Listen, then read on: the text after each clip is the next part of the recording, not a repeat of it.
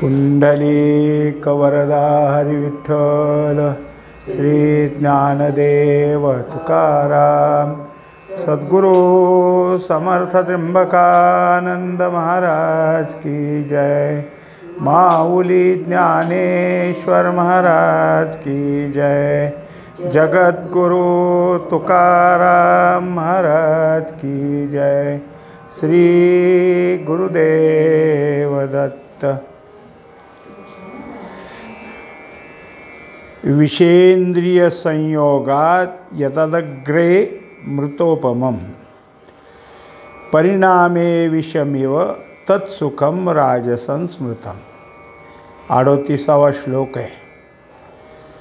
राजसी सुख सांगत असताना विषय आणि इंद्रिये यांचा संयोग झाला म्हणजे सुरुवातीला ते अमृतासारखं गोड लागतात। विषय कसे असतात? अमृतासारखे गोड लागतात, पण शेवटी त्यांचा परिणाम काय असतो? तो विषासारखा। कारण कठोपनिषदात सांगितलं की आपल्याला वाटतं आपण विषय भोगले, पण ते सांगतात विषयाने इंद्रिय भोगली। विषय सतत सतत सतत इंद्रियापुढं जर मिळत गेले तर इंद्रियच नाश पावतात किंवा ते कमकुवत होतात। जसं आपण प्रखर प्रकाशाचं एखाद्या टी व्हीत असं सतत पाहत राहिलो तर डोळ्याची शक्ती कमी होते। कर्कश आवाज जर ऐकत राहिलो तर कानाची शक्ती कमी होते। अति तिखट अति तेलकट खाल्लं तर जिभेच्याही ठिकाणी अन्नपचनाची क्षमता कमी होते। असंच प्रत्येक इंद्रियाच्या ठिकाणी अधिक विषय काही उपयोगाचा होत नाही। म्हणून विषय सुरुवातीला असतात अमृतासारखे गोड, पण नंतर परिणाम काय होतो तर जसं विषय मारणारं तसं ते मारत असतात। आणि विषयेंद्रिया मेळू होता धनंजया, जे सुख जाय थडिया सांडोनी दोन्ही। तेव्हा एकंदरीत काय तर ही पहिल्यापासूनची सवय मनुष्य देहाला आला म्हणून विषय आणि इंद्रियांचा त्याचा काय आहे? ओढा आहे। असं नसून मागचे कोणतेही जन्म असले तरी तिथंसुद्धा विषय भोगाची इच्छा असतेच, आणि त्या इच्छेनं तर जन्मभोग वाढत जातात। एकंदरीत काय आहे की जे काही विषय आहेत आणि ते प्राप्त झाले की मनुष्याला वाटतं माझ्यासारखा सुखी कोणी नाही। किती सुखी? त्याला एक उदाहरण दिलं की नदीला पूर आल्यावर नदी जशी दोन्ही थड्याच्या वर जाते, चौकडं पाणी पाणी होतं, म्हणजे नदी कुठून आहे आणि हे कुठं पाणी आलं हे जसं कळत नाही, तसं विषय सुख भोगणाऱ्याला खूप काही आपण आकाशाला भेटलो की पोहोचलो की काय असं होतं। अधिकारिया रिगता गावो होय जैसा उत्साहो का ऋणावरी विवाहो विस्तारिला। आता त्याच्यासाठी उदाहरण दिलं की जसा एखादा अधिकारी आपल्या गावाला यायचा असला ते गावाची स्वच्छता होते, जिथल्या तिथं काय लागत असेल त्या गोष्टी मांडल्या जातात आणि गाव म्हणजे अगदी उत्साहानं भरलेलं असतं। गावाला वाटतं आता काय मोठे अधिकारी आपल्याकडे आलेले आहेत। हे झालं खरं, पण त्या अधिकाऱ्याने आल्यावर जरासं थोडासा जमल आणि जमलेले जे कोणी असतील त्यांना असा काही त्रास द्यायला सुरुवात केली, मग वाटतं उगाच आला हा।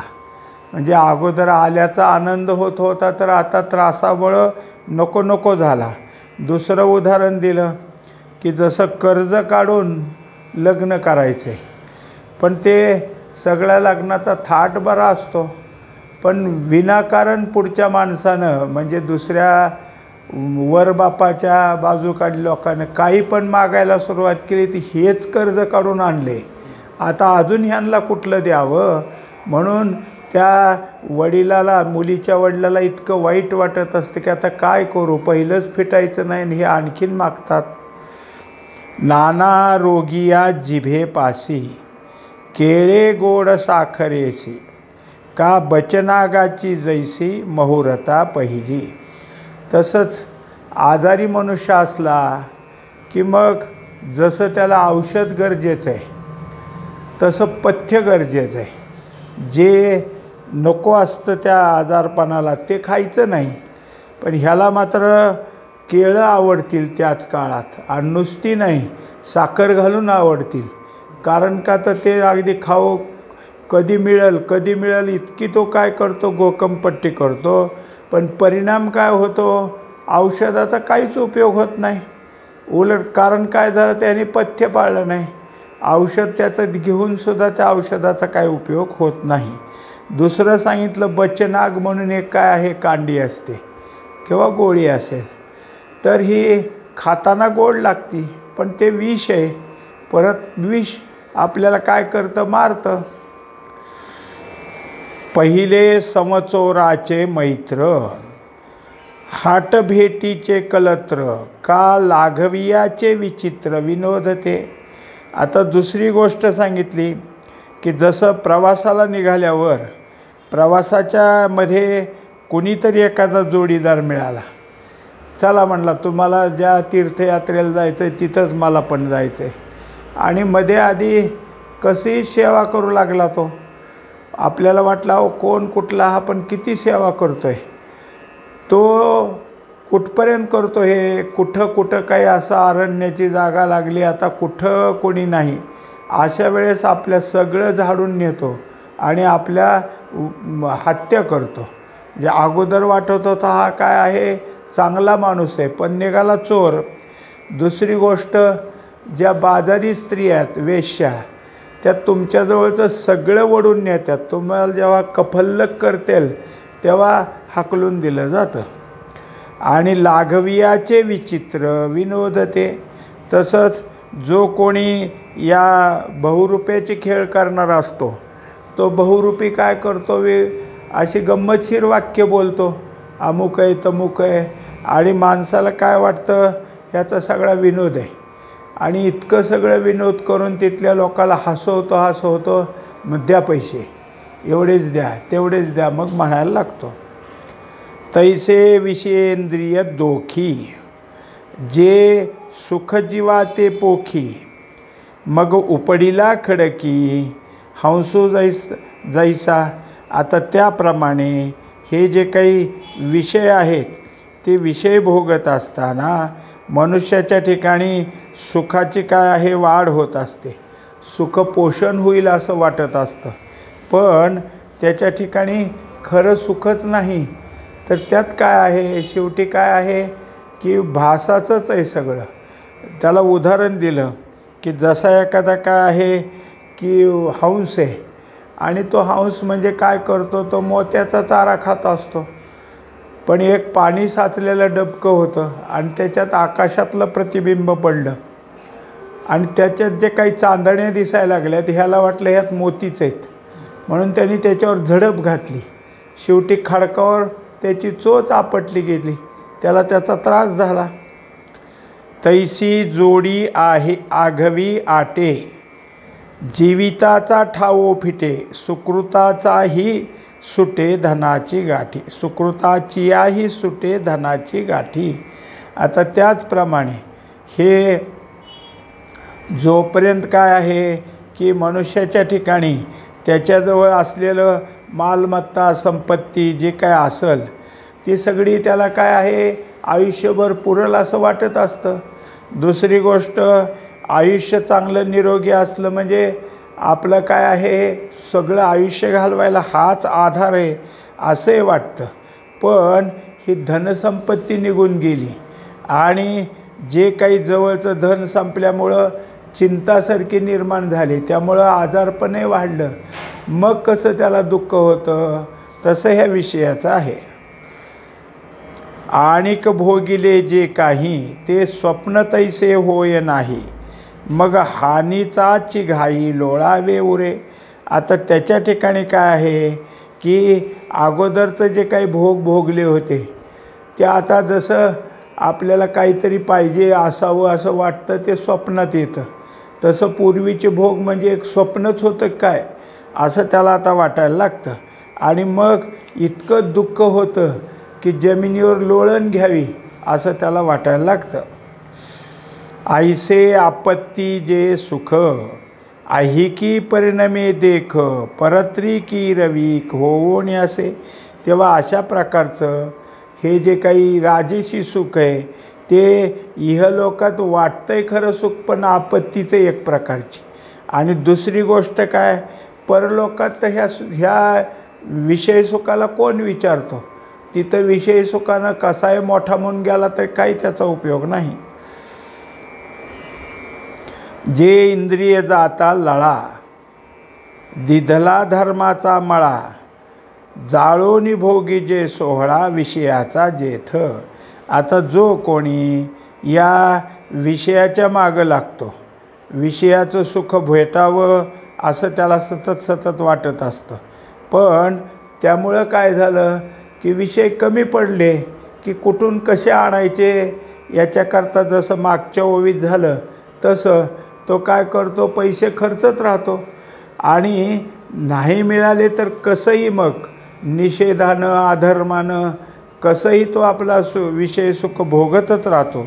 त्यामुळं धर्म सगळा वाया गेला ना. आता ते सांगतात की याच्या इंद्रियाचे लाड पुरवल्यामुळं धर्माचा मळाच जळून गेला ह्याचा. त्या ठिकाणी त्याच्या धर्माच्या मळ्यात आता काही राहिलं नाही. आणि मग याच्याजवळ जर कोणता सोहळा असेल तर विषय भोगाचाच. तेथ पातके बांधिती थाओ तिये नरकी देती ठाओ जेणे सुखे हा अपावो परत्री ऐसा. एकंदरीत आता धर्मच पाळला गेला नाही तर मग मात्र काय होतं की आचरण चुकल्यामुळं पाप होतं. आणि पापाने बांधला गेला की मग नरकाकडे जावं लागतं. दुसरं त्याला काय ठिकाणच नाही. अशा तऱ्हेनं हे जे काही सुख होतं ते सुख नाही, उलट घात करणारा गोष्ट आहे.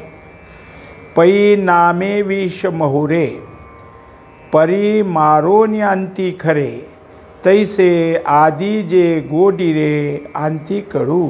त्याप्रमाणे आता सांगतात की विष जे असतं ते गोड लागतं, खाताने गोड असतं, मधुर असतं, पण परिणाम काय तर जीव घेतं, नष्ट करतं.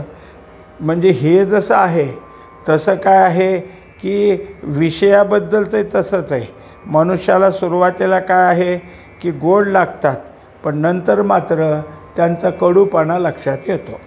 पार्था ते सुख साचे वडिले आहे रजाचे म्हणून न शिवे तयाचे अंग काही. तेव्हा एकंदरीत हे अर्जुना, हे जे राजेशी सुख आहे ह्याला सुख म्हणू नको, कारण हे भासच आहे सुखाचा. आणि या सुखाकडं जाणं काही केलं तरी काय करावं, टाळावं. मग जसं धूळ माती ह्यापासून मनुष्य जसा दूर राहतो तसं असल्या विषय सुखापासून दूर राहावं. यदग्रे चानुबंधे च सुखम मोहनमात्मनः निद्रालस्य प्रमादोत्थम तत्तामसमुदाहृतम. आता पुन्हा तामसी सुख सांगतात. हे सुरुवातीला आणि नंतरसुद्धा परिणामकारक असं जरी असलं तरी मोह वाढवणार आहे. शिवाय निद्रा, आळस ह्या सगळ्या गोष्टी इथे येतात आणि चुका होतात आपल्या हातून. अशा सगळ्या गोष्टी करण्यात आणि हे करता करता अशीच सवय लागते. म्हणून ह्या असल्या वाईट सवयी करण्यातच सुख आहे असं त्याला वाटत असतं. आणि अपेयाचे नि पाने अखाद्याचे नि भोजने स्वैर स्त्री सन्निधाने होय जे सुख. आता याच्या दृष्टीने सुख कोणतं आहे तामसीचं, की जे पिऊ नये ते पितो. ज्या गोष्टी समाजानं वर्ज्य सांगितल्यात तसल्या गोष्टी प्यायच्या. जे खायला नको, जे खाल्लं असता अधिक पाप निर्माण होतं, पण असल्याच गोष्टी तो खातो. आणि मग काय आहे की धर्म आणि आचरण हे दोन्ही नसल्यामुळं स्वैर वागायचं. मग काय दिसेल ते स्त्री आणि प्राप्त कशी होईल याचाच तो विचार करत राहतो. का पुढिलांचे निमारे ना तरी परस्वापहारे, जे सुख अवतरे भाटांचा बोली. आता त्याच्या ठिकाणी सुद्धा जे काही असेल ते सुख मिळवायचं आहे, पण असं मिळत नसेल तर मग काय करायचं, जो कोणी पुढचा असेल त्याला हिसकावून घ्यायचं त्याच्याकडून, त्याच्याकडं काय आहे दमदाटी करायची, नाहीतर त्याला जीवे मारायचं आणि असं असणारं सुख घ्यायचं. आणि शिवाय काय करायचं की सगळ्यांनी म्हटलं पाहिजे बघा ह्याला काय आहे, सगळ्याचा हा दादा आहे, ह्याला कोणी काही नाही, म्हणजे पुन्हा दुसऱ्याने ह्याची स्तुती केली पाहिजे. जे आलस्यावरी पोखिजे निद्रे माझी जे देखिजे, जयाच्या आद्यंती भुलीजे आपली वाट. आता आणखीन ह्याला सुख कोणतं कोणतं आहे, जसं राजेशी माणूस विषयाच्या सुखाकडे वळतो, पण हा जो आहे याला आळस फार, उगाच पडून राहणं लोळत राहणं हे सुखाचं. नाहीतर कोणती वेळ असो, सकाळची असो नाहीतर तिसरा प्रहर असो, कधी झोपलेलाच झोपून राहणं एक त्याला सुखाचं वाटतं. आणि जे काय असेल ते सतत त्याचं विसरभोळेपणा, हे करायचं ते करायचं सगळं विसरूनच जातं. ते गा सुख पार्था तामस जान सर्वथा, हे बहु न सांगोची जे कथा असंभाव्य आहे. तेव्हा या सगळ्या गोष्टीला तामसी सुख असं म्हणतात. आणि असं सांगतात की आता हे कितवर सांगायचं तामसी सुखाचं वर्णन, ह्याला सुख म्हणायचंच नाही, पण हे एक आता आलंय ओळीला म्हणून ही कथा सांगितली. ऐसे कर्मभेदे मुदले फळसुखही त्रिधा झाले, ते हे यथागमे केले गोचर तुझं. आता मागून आलेले प्रत्येक गोष्ट सत्वगुणाची कशी, रजगुणाची कशी, तमगुणाची कशी म्हणून सांगावं लागलं. आता त्याच्यामुळं या ठिकाणी सुद्धा जे जे काही 3 प्रकारची कर्म सांगितली, सात्विक कर्म, राजसी कर्म, तामसी कर्म, आता हे भेद झाल्यामुळं त्याची फळंसुद्धा 3 प्रकारची झाली, म्हणून मग हे सगळं सांगावं लागलं. ते करता कर्म कर्मफळ ये त्रिपुटी एकी केवळ, वाचोनी काहीची नसे स्थूल सूक्ष्म इये. तेव्हा एकंदरीत हे जे काही आहे, अगोदर कर्ता सांगितला, मग काय आहे कर्म सांगितलं, आणि मग त्याच्यानंतर काय असेल तर कर्मफळ काय असतं, म्हणजे ह्या सुखाची गोष्ट सांगितली. आता ह्या सगळ्या गोष्टी जर काय असेल तर एवढंच आहे, म्हणजे जगतामध्ये हेच तुम्हाला दिसून येतं, दुसरं काही नाही. याच्याशिवाय याच्यामध्ये काही अजून पुन्हा ढोबळमानाने काही किंवा लहान असं बारीक सारीक काही असं काही नाही. आणि हे तव त्रिपुटी तिही गुणी इही किरीटी, गुंफिली असे पटी तांतोवाय जैसी.